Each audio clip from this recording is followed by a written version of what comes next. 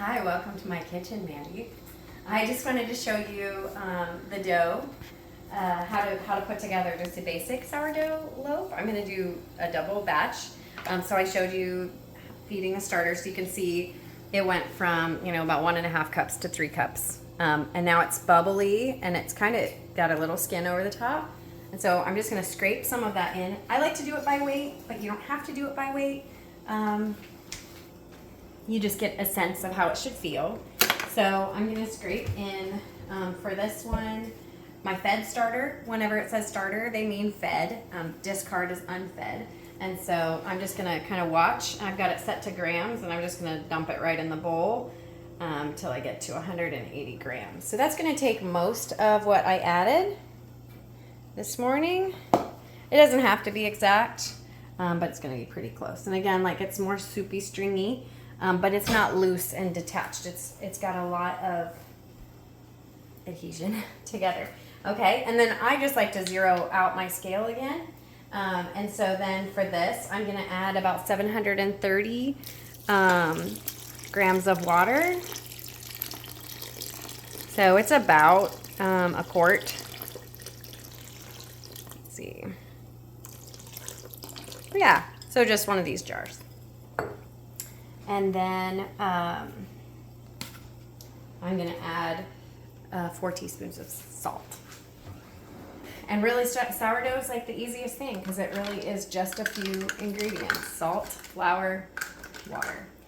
So I'm actually just going to measure my salt out because I can't find my measuring spoon. All right. And then I'm going to add my flour. I can mix this a little by hand. I thought I would do it by hand since you said you would not be using a mixer either. So I always just add it. Some people add the salt later. I find that I forget the salt if I do that. So I don't find that it affects the rise or anything like that. So next, I'm going to get back on my scale. And I'm going to use like 1,000 or like a whole kilogram of flour, which is like 8 cups. And you can do just a single loaf. When I get my oven hot, I like to do 2. But, I just like, if you're practicing, you can do less. So for this recipe, you really don't want to add more than like a cup of rye flour or whole wheat flour. This is bread flour, so it has a higher gluten content, and that just makes it rise easier and have a better crumb. So I've got a kilogram, and then like I said, I'm just going to add a little bit of the rye flour.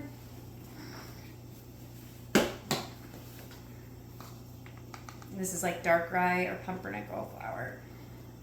It's not a lot. And then we're just going to mix. Turn off my scale.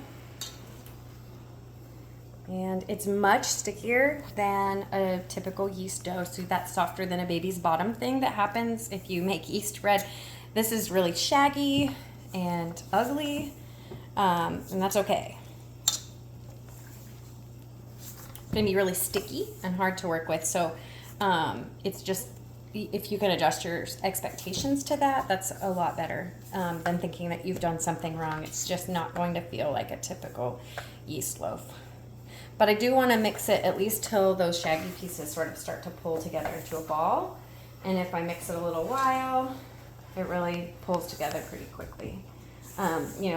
All the recipes talk about not having kneading, but I just don't find kneading to be a problem. And so if you get your hand in there just a little bit, you don't have to flip it out, but you can make sure that these things are incorporating. And one cool thing is it all really seems to pull off the sides of the bowl. And just kind of make sure we have this sticky, heavy dough. So that's the name of the game, is sticky and heavy. Look, it sticks to your hand, it sticks to your dishes. It's like concrete.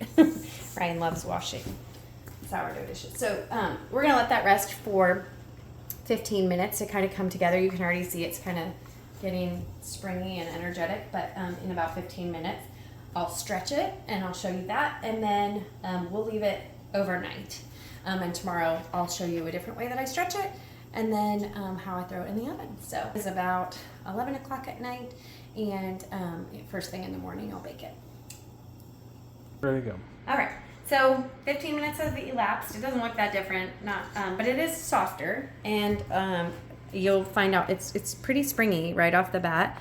And so the goal as we move it is to stretch it without tearing it. So you pretty much are just gonna grab the loaf from outside. You're gonna be gentle because look at, you can tear it really easily still.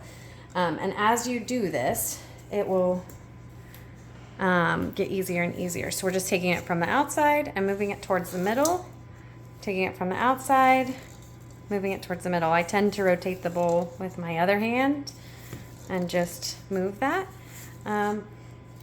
Do that a few times, and then I usually wait a few seconds after I make a circle, and you can feel it already kind of tightening back up. So as soon as it starts to tighten back up, you give it a minute, and then you'll do it again, and I do it 3 or 4 times like that. So usually it's not even a minute, it's like 30 seconds. So usually what I'll do, I'll go wash my hands, keep them wet, and then come back, and that's enough time. So that's what I'm gonna do.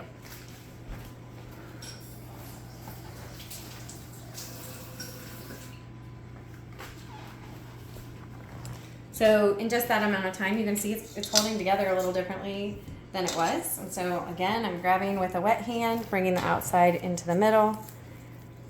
So they call it no knead, but it's an awful lot like kneading. And you'll start to see that these keep a more rounded shape. The little folds do, and that's kind of fun to notice the change just even after 30 seconds. So again, I made it around. I'm gonna pause, go wash my hands, come right back.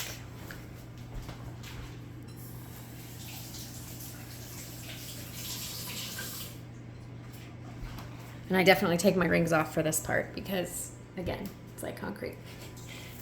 So you can do this more than 3 times. I usually do it, 3 times.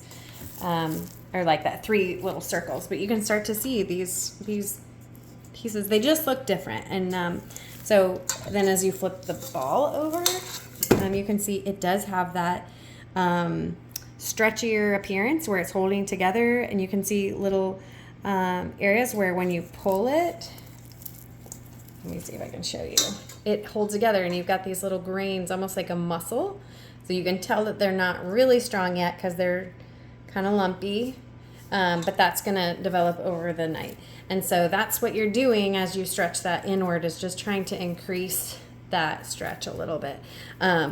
And so that's what they mean by no knead, is you're not working the dough very hard. You're pretty gentle with it, but I just wanted to give you a sense of what it's holding impressions from my hand. And I'm just going to leave this then in this bowl and cover it with plastic wrap and leave it overnight. And you can leave it on the counter if you don't think that you're going to be able to get to it.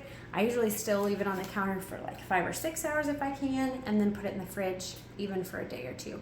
And that slows it way down, so that it'll be ready for you when you are. So it's 11:20. I'm going to leave this until tomorrow morning, and then I'll send you the last little bit.